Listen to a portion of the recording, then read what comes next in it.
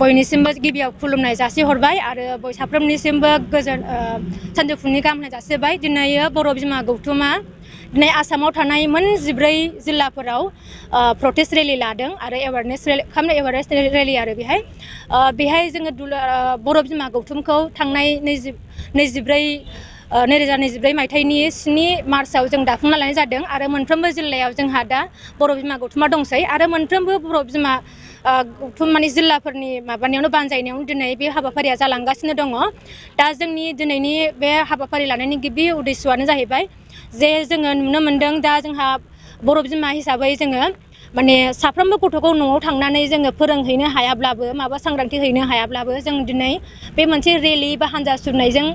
लानानै जों जाहाथे बेखौनो ससियेल मिडियानि गेजेरजों बा बयनिबो सासायै जोङो जाहाथे खोन्थाहरनो हायो जे जोंहा दिनै आनजाद सफैगासिनो दङ। जाहाथे फरायसाफ्रा बे आनजादाव मोजाङै फरायनो हायो बेनि थाखाय बे जोंहा दिनै फुजा मेला बा गोगोम दामखावनानै पिकनिक जानाय बा जोङो मेलायाव दिनै आयेननि बेरेखायै जुवा जौ लोंनाय बा मा होनो गेमलिं बेफोर गासिबो जाहाथे बन्द जायो बेखौ लुगैदों आरो जों प्रसासनखौ बेखौबो लुगैहोबावदों जे जाहाथे जोङो दिनै ड्राग्स पेडलारफोर जायफ्रा दिनै ड्राग्स फानो पेडलार बिथांमोनखौ जाहाथे हमो आरो जोङो माने जोंनि दानि गथ'फोरानो जोंहा फरायसाफ्रानो जोंनि गाबोननि इयुन आरो जोङो बर' होननानै बुङोब्ला जोङो राव हारिमु जोंनि हादरनि थाखाय संग्राम खालामबोनांनाय जोङो दाबिनानैसो लाबोनांनाय जोङो मुंख्लं जाबोनांनाय हारि होमबा बे हारियाव दिनै जोङो आवगायबोनानैसो जोङो सिगाङाव बिराद खस्थ' मोननानै सेक्रिफाइस खालामबोनानै दा जाहाथे जोंनि फरायसाफ्रा लामाया माने ससेयाव आसखान्दा जाफैया बेनि थाखाय जाहाथे फरायसाफ्रा मोजाङै फरायनो हायो मोजाङै सोलोंथाइ लानो हायो बिनि थाखाय जोङो माने दिनै ड्राग्सफोरखौ जाहाथे बाहायनो हाया बिनि थाखाय दिनै बन्द खालामनायखौ जों लुगैयो आरो जायफ्रा आयेननि बेरेखायै जौआरि फानो जों बेखौबो बन्द खालामजानो लुगैदों। बेजों लोगोसे दा जोंहा हाइवे खाथियावनो जा एसे गामिफ्रावनो जा गोबां दा जोंहा रिजर्ट दङसै धाबाफोर दंसै बैहाय जाहाथे बा जोंनि खाथिनि वाइन शपफ्रावनो जा उन्दै गथ'फोरनो जाहाथे जौ फाननाय बा फेग्रा मुवा फाननायखौ जों बन्द खालामनांगोन बिसोरो आरो बेजों लोगोसे बे धाबाफ्राव रिजर्टफ्राव माने सेंग्रा सिख्ला हरहालागैनो जौ लोंबाय थानाय मोसाबाय थानाय बेफोर जाहाथे जाया जों बेखौ प्रसासनाव लुगैदों आरो जाय जायगायाव जों दिनै नुनो मोनदों जेराव माबा मोनसे जादों घटना जादों इनसिडेन्ट जादों बेहाय जाहाथे पुलिस प्रसासना आरो जेराव माने क्राइम केपिटेल जेनेबा जोङो दा हर जायोब्ला सिखावफोर जोंना सोरनिबा मा लाबोनानै लांनाय सोरनिबा न'आव दाखार हाबनानै लांनाय बेफोरनि थाखाय मा पुलिस प्रसासना जाहाथे गोरासिन जानानै पेट्रलिंखौ एसे बांसिनै होयो आरो जुदि जोंहा नुबाय थादों जोंनि हारियाव बा जोंनि आसामावनो आरो जोंनि बर' सिख्लाफ्रा गुबुन जायगायाव थानानै जेनेबा सोरजोंबा बुथारजादों सोरजोंबा ट्राफिकिं खालामजादों बेबायदि खालामजानायाव जुदि पुलिस प्रसासना मोनदोंब्ला थाबनो स्ट्रिक्ट एक्सन लानांगौ जों बेखौ लुबैदों जाहाथे दायनिगिरिया बारग'आ। बेजों लोगोसे जोङो गोबां खोथाखौ जों डिमान्ड खालामदों जोङो लुगैबावदों जे माने इउनिसेक्स सेलननि खोथाखौ जोङो बुंदों बेहाय माने जोङो गोबां रिपर्ट फैदों जोंनाव कल फैबाय थायो माने गोबां जिल्लाफ्रावनो बेहाय माने मोनसेल' जिल्लानि खोथा गैया बेहाय जे इउनिसेक्स सेलनजों दिनै गोबां बर'फ्रा बिजनेस खालामदों बे मोजां खोथा गोबां मानसिया दिनै माने गावनि स्किलखौ देखायनो खाबु मोनदों जों बेखौबो बाख्नायो खिन्थु जों गासैबोखौथ' जों बुङाखै खायफानिखौ जोंनाव नाम फैदों जाहाथे बै जायफ्रा माने इउनिसेक्स सेलननि सिङाव माने बेहाय खामानि मावनायनि असिलायै बिथांमोनहा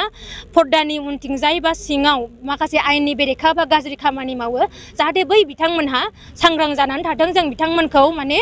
सांग्रां खालामहरो जों माने हुसियार जानो थाखाय जों खावलायो मानोना जोंनाव लिस्टआ जोंनाव दङ ओंखायनो जाहाथे बिथांमोनहा सांग्रां जायो जों बेखौ बुंदों खिन्थु जायफ्रा नङा जों बेखौ इसिग्राब एक्सन लाया जों जाया जों गाज्रि मावैखौ जों जेबो खालामनाय नङा खिन्थु जायफोरना लिस्टआव दङ बिथांमोनहा जों सांग्रां जागोन जोङो बेखौ बुंहरदों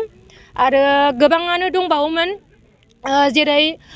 जोङो माने आयेननि बेरेखा माखासे खामानि मावनायफोर गामिफ्रावबानो जा जेनेबा जोङो नुनो मोनदों समाज बिजोङाव जोबोर गाज्रि जेनेबा रिल्स भिडिअनि खोथाखौ जों दहाय बुंदोंमोन बे जाहैबाय माने रिल्स बानायदों बानायनानै गोबाङा प्रफिटबो जादों जानो हागौ जागोनबो खिन्थु जुदि मोजां बानायोब्ला खिन्थु जों लुगैदों जोंनि हारिनिफ्राय जाहाथे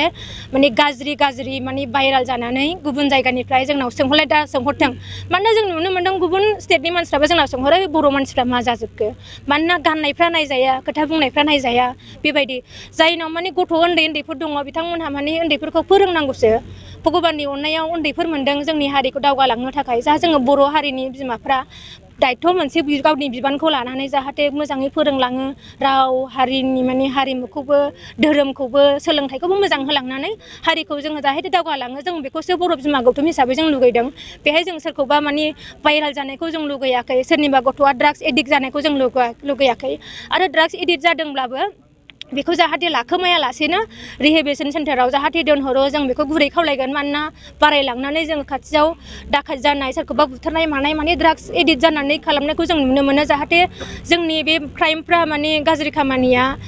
बिथांमोननि सिखाव खावनाय मानाया बे माने ड्राग्स एडिक्टआ बांसिन खालामनाय नुयो नालाय ओंखायनो जाहाथे बिदि जाया प्रशासनखौबो जों खावलायगोन माने जायफ्रा गभर्नमेन्टआव दङ गभर्नेन्सआव बिथांमोनहा मोजां माने ल' बानायनानै एप्लाइ खालामनानै आरो माने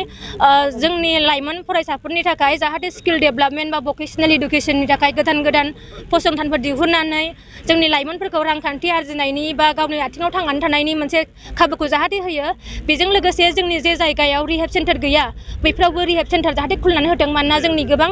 ड्राग्स एडिक्टफोर दङसै जोंनि गेजेराव ओंखायनो आं बेखौबो गभर्नमेन्टजों गुबैयै खावलायबाय उन्दै बैसोआव हाबा जानायखौ मा राहा लागोन जोङो उन्दै बैसोआव हाबा जानायखौ जोङो राहा लागासिनो दङ जोंनि बर' बिमा गौथुमा जोङो दासो दाजादों जों बोसोरसेयानो जायाखै दा जोङो बे गौथुमा जोङो बर' बिमा गौथुमा जे बर' बिमा गौथुमाव जायहा जोंनो